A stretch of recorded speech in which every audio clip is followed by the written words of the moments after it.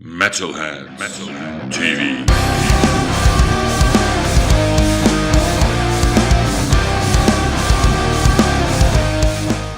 So thank you very much for your time. Thank you to got the chance and opportunity to do an interview. And let's take a trip back to 2006 when you released with Nebula the record Apollo. You once said about that record, then this record came up, things took a turn to the worse, and later you left the band and you said you were free, and that's also where the name, the Freaks came from the word Right. free, you know. So why wasn't you happy anymore in Nebula? Typical rock and roll dive bomb. Just dark things entered the group, and then it just got darker and darker. And I was the only one who was like, you know what, I got to get out of this darkness because I know I'm the only one at the moment who can and maybe do something else. So just unfortunate bad things were going on. Drugs mostly. And as much as I enjoy my recreational use of changing my mind, when it goes into the dark side, it's kind of scary. So that's why I decided to kind of bow down and step aside and jump ship. All right. And what happened? Drugs. All those damn drugs, man. And what happened to the friendship between you and Eddie? Is it still in contact, or something that was falling apart? No, unfortunately, I don't really have any contact with Eddie anymore. Business speaking, all that kind of stuff. Things were getting more difficult as other things were getting more important, other than trying to keep the band pushing forward and stuff.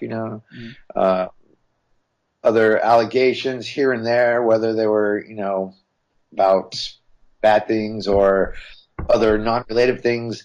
So the tensions got pretty intense, and we split, or I took off, and, of course, I wish all my friends well. We're still friends. We just don't really see each other. I don't even know where he's at, to be honest with you, unfortunately. So he's kind of missing in action, and I don't know too much about Eddie these days, and it's a shame. Okay, I heard this from good, guy, great guitar player, all that kind of stuff. I don't want to paint a bad picture about Eddie, but it is what it is, and I wish him the best, and I hope he can pick up a guitar again and start rocking out again, because I think everybody would love to see that. Yeah, definitely. I talked to Tom, I don't know, many years ago, and he said the same, that he don't know what Eddie's doing at the moment. He's, I don't know, lost somewhere. Well, what happened was he got hurt really bad. He broke his foot. And when he broke his foot, and then you hear all these things about, opioids and, getting hooked on prescription drugs, all that kind of stuff. I mean, he actually broke his foot. And, he was in great pain, and, that's kind of where maybe it started happening, and, things started getting a little bit weird because he had to deal with a major injury. And so, yeah, I hope he kind of can resurface, because I'm sure people would really be into hearing what he's up to nowadays. See what his creativity level could be at, because I would imagine that stuff there that people would just love. I know that some songs of Nebula was featured in some video games, for example, like Tony Hawk. Is that something you are proud of? And who arranged this kind of collaboration? It's Nebula. They were a small stoner band, and Tony Hawk is such a huge video game, or was a huge video game at this point. So it's amazing, that they give the opportunity and space for small bands to present their music. Yeah, that was pretty awesome. Yes, I'm very proud of that. How could I not be proud of that? We had, gosh, I don't even remember how it came into place, but I do know that TP Records, and then Sub Pop, and then the Liquor and Poker. They all that was a perfect time for us because you had TV shows like that band Majera on MTV, and you still had MTV running, or they were just starting to do just TV shows versus just videos, and that's when everyone kind of in our genre started getting, because we were, the hit bands that were touring around at the time, and out playing live and that people knew, all of a sudden, they started picking those bands to have little bits on those TV shows, and I think that through those connections, that's probably how the Activision thing went along. We had some people in like managing us and things like that. They kind of had some connections or whatever. It was awesome because I ended up getting an Xbox out of it. I got the Xbox first generation, and that was pretty funny because that became a fight in the band because they only gave us two, and there were three of us in the band. Three-piece band. Right?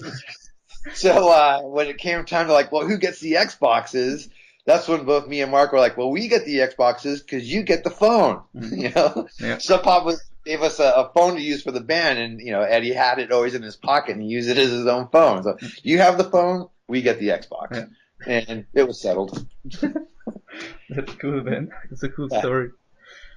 Yeah, like I said before, in 2006, you quit Nebula and fell apart everything, and you founded a new band, the Freaks. What was for you the reason to create a new band at the lowest point of the music business? Because our record sales went down. Good question. How come I didn't ask myself that then? I saved myself a lot of trouble, No, on Apollo, I kind of started contributing more to writing the songs on there, and that became for me a fun challenge. I had acquired a bunch of home recording gear and started messing around, and all of a sudden, songs were, hey man, let's use that for Nebula. That's good. Everybody was liking the songs to fit in. So when all that kind of stuff started going down and I split, that's when I was like, well, I still have all this fun recording gear and I was having fun doing it, so why not keep on doing it, And then also maybe I tell this to my closest friends, maybe a little bit out of spite, not towards any individual, but more towards the action. Like, just because I'm not in your band, whether it's Fu Manchu or Nebula or any other incantation that I was in, just because I'm not in your bands, it's still doing good doesn't mean I have to stop. Right? So maybe a little bit of spite, and because it was fun writing songs, and I didn't want to quit. I don't want to quit altogether. I just had to leave that situation. Yeah. So that's probably why I kept on pushing forward in a time when the industry was terrible, because it's been a good 10 years of just having fun with my friends and writing music and doing stuff that we're starting to kind of, maybe have some roots planted a little bit better, and we can push forward and hopefully get back to what we were doing before. You played drums in Fu Manchu and Nebula, so why did you decide to play guitar and singing? Maybe because doing that whole creative writing process, and that's the way that Nebula worked. It was pretty good because it was kind of easy. Like Eddie is also a great drummer. He almost did the same thing that I did, right? Because he played drums in Olive Lawn, and then multi-musicianists. If you play other instruments, well, this was an opportunity for me to pick up another instrument that I was having fun with. And again, it becomes the new challenge, That way I don't want to say drumming's boring because I'll be drumming all my life, I love it. But the challenge of something new, not just sticking to the same thing that to be safe, but venturing out and picking up something new is always kind of, I like to challenge myself, I guess.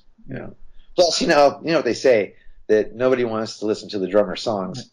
So I had to move out from drummers to guitar players. Okay, now maybe they'll listen to my songs as a guitar player, but still write them. So.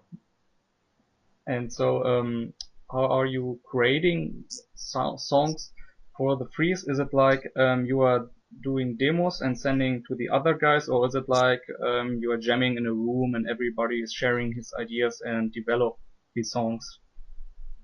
At the start, yes. I had my demo songs that, hey, I know I need help. I need some people to kind of, play along with me other than just keep on rewinding the tape and lay in another track on there.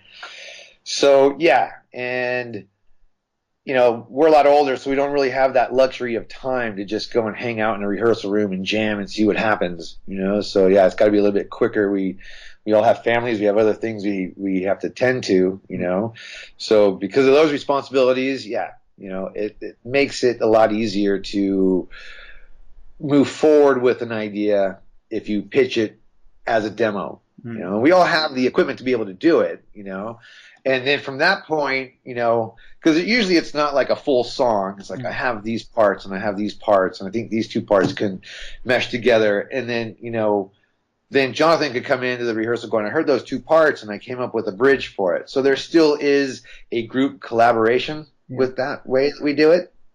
But by sending kind of demos first, it makes it easier, a little bit quicker to get to a final arrangement and do a song because, like I said, time is short. There's never enough time in a day these days. Yeah. So, yeah, so that's the way we do it. Okay. Your second record was released 6 years after the first one. So my question to this is, why does it take so long?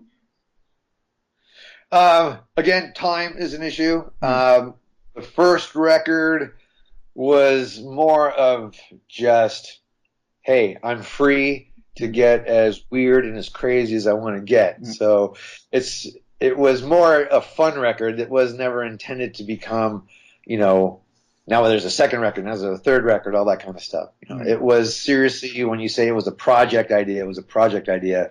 I didn't want to lose connections with a lot of friends that I made with my travels, so it was a way to kind of keep in touch with a bunch of people musically. And because I did that, it wasn't like I had a band here locally where, hey, every Tuesday nights and every Thursday nights, let's get together and jam.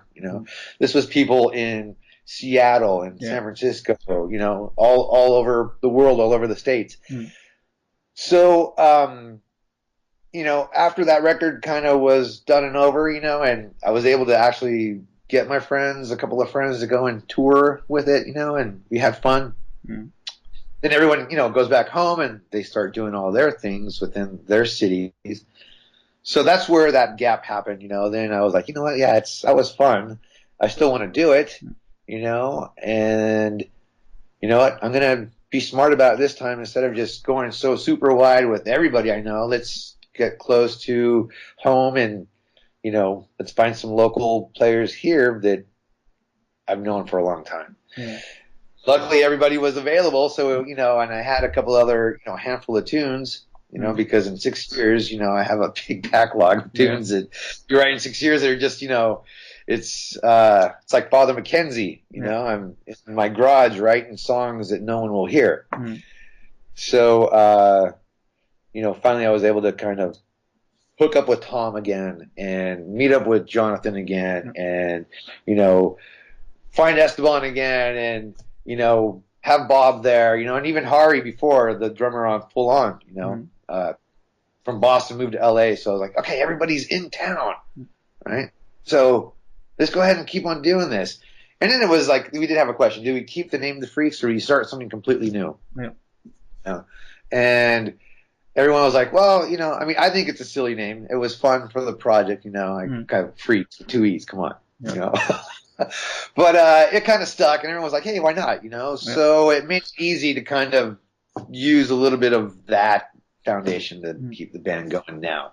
So, yeah, that was a big transition. Now, these last two records, and, Full On and now with Shattered, it is the same players on it. So, yes, it is more of a solidified group, It has its members now, And everybody else who contributed before, they're still Freaks in my mind. They're still members. But now we have a concentrated group, and we're able to kind of work a little bit more faster. So hopefully, it's not another 3 years between records. Maybe the time will shorten with the next record. It'll just be 1 year. Yeah. Who knows? We'll see what happens. Can you tell me the important changes or the important difference between your second record and the third record? Again, the first one was me compiling everybody together, so I had most of the tunes kind of there to work on, and then Jonathan and Tom, they had a few things. So this next record, I think it's a bit more of a mix with everybody involved. I have songs that I wrote, Jonathan has his songs, and Tom has his songs that he brought to the table. We have songs that we all three kind of collaborated on, So I think that's where the difference is with this record and the last record. It's a little bit more group orientated rather than just, here's my records, come and be in let's start a new band, and I have a bunch of record or songs, So I think that's the difference between Full On and this one is a little bit more collaborated within the group. Cool. And your new record, it's called Shettered. And my question is, was there something that broke into pieces, or what is the meaning behind the title? Yeah, in retrospect, okay, wow, I titled the record that because, after all my past experiences of things shattering, so I guess maybe that was subconscious in there, At the same time, we're like, well, we got to give this record a name, and so we're all throwing these names out, and maybe something did break right there. I deal with wine in my regular business, wine and beer and spirits. So maybe a bottle of wine fell down and shattered. Yeah. And, so I don't know. We just kind of like the name afterwards, Plus, it's one of my favorite Rolling Stone songs, even though it's part of the era. Yeah. It's just for me, right? But it's not because of the Rolling Stones. It was, I think, because of spilt wine. Oh, interesting. I got some questions about some songs of that record, and I want to ask, the song Tiny Pieces, is it directed to a person? No, but I think because of Tiny Pieces, that's where also the word shattered kind of came into play, because shattered into tiny pieces, right? I think is the first line on that. No, it's never directed towards any one particular person, because I know many people who that can like to and stuff. If you look at it word for word, it looks like it's pretty vindictive towards an individual. But no, it's more so that can happen to anybody. Yep.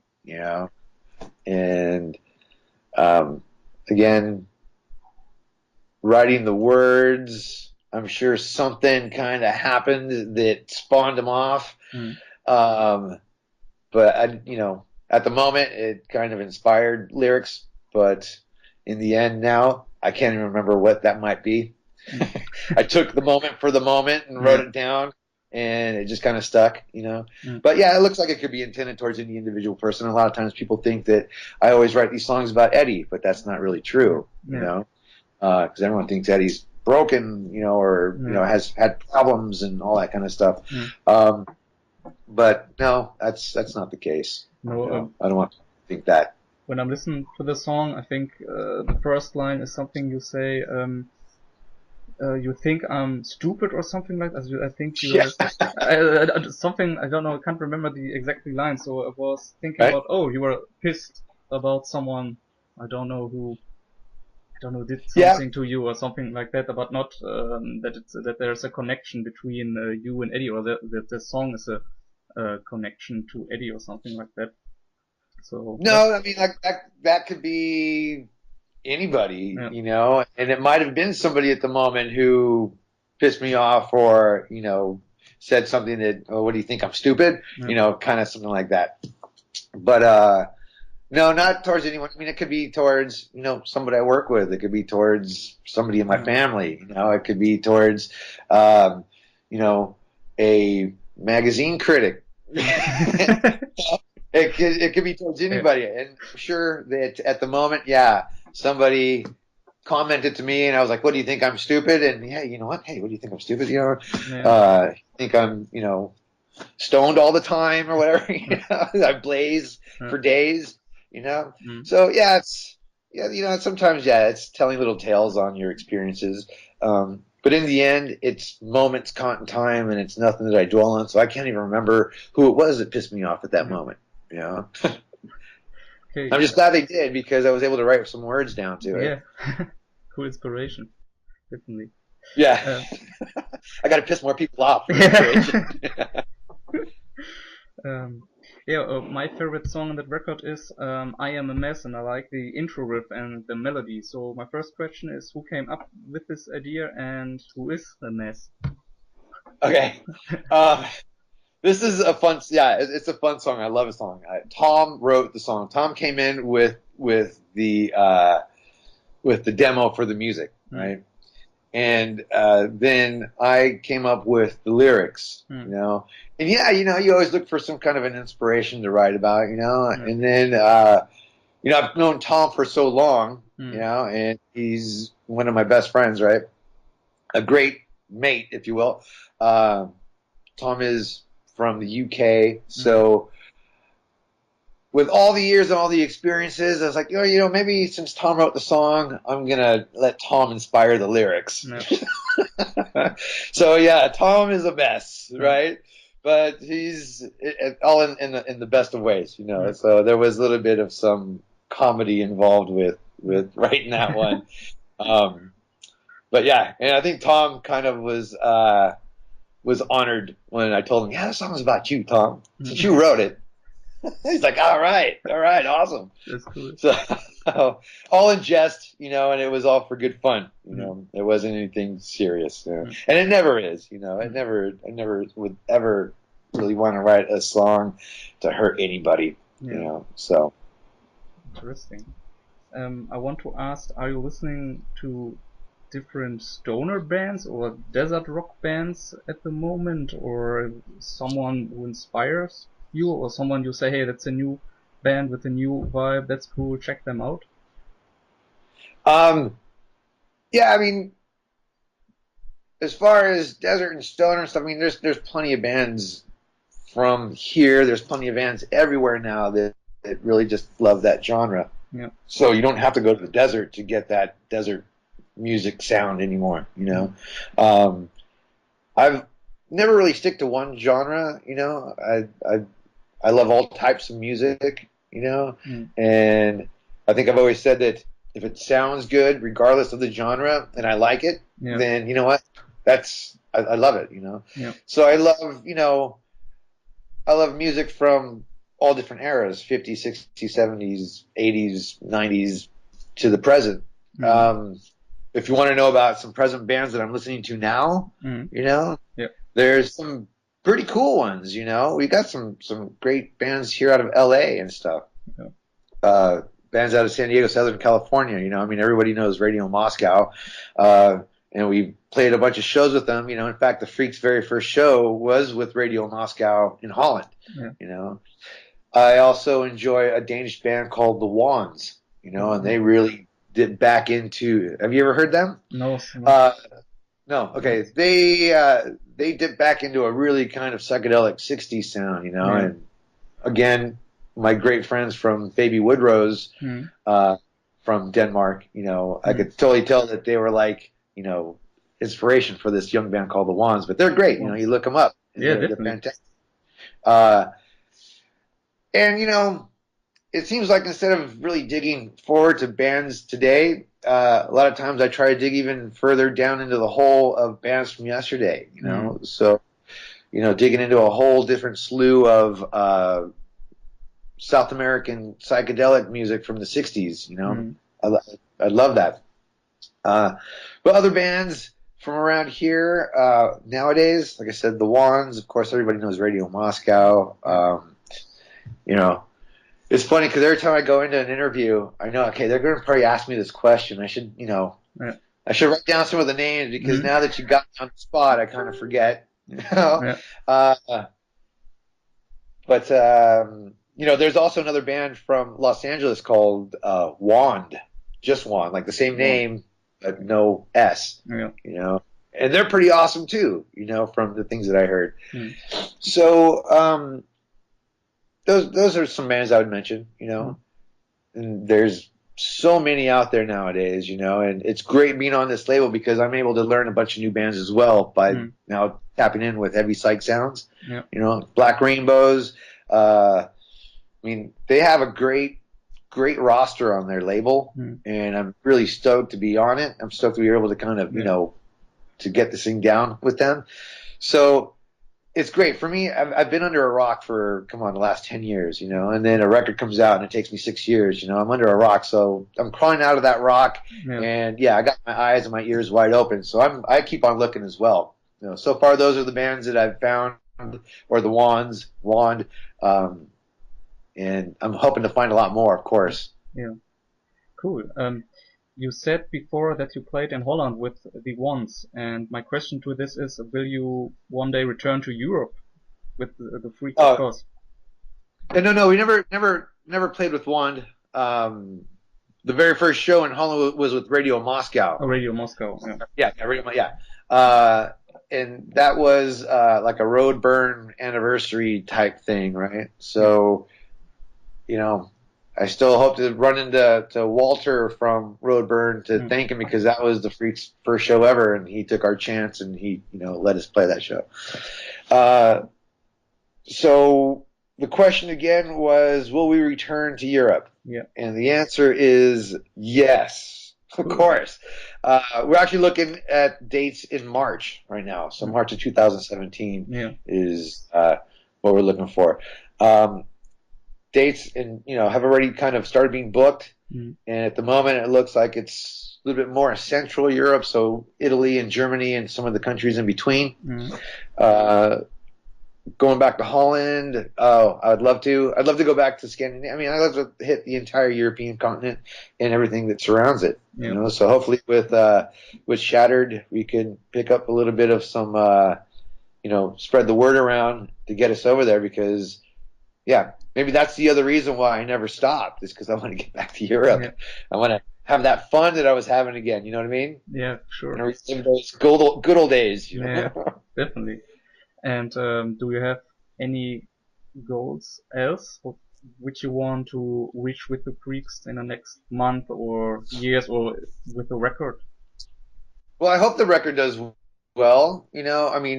We did work pretty hard on it. It started off as going into a studio really quick with incomplete songs, and we worked through it, and we kind of got what we got with it, and we're very proud of it and happy with it, and we hope that everybody digs it, and just that the word can get spread around and people will get interested and that they do like it, so that we can continue on to hit the road and bring it to you live, because I think we have a pretty awesome live show. Having Esteban there with his Moog and his keys just makes things so awesome. Yeah, I want to see that. Yeah, and he adds such a sprinkle to everything. That it's a joy having him be a part of this. And all the other players in the band. They're all really great musicians, and I'm proud to be standing alongside them as well. So, bringing it out to the people, I think we have a pretty energetic live show, and that's my ultimate goal. Is we want to be able to keep on doing this, maybe make a little bit of money so that we don't have to do anything else. But you know what? Even if we have to do something else, I think we're never going to stop doing what we do. Life is life, and you have those things inside you. And I guess I don't have any plans on stopping soon. That's cool. Yeah, awesome. You answered all my questions, and we are already done with the interview. And at least I want to ask you, maybe you want to say something to your fans out there. Is there something you want to say?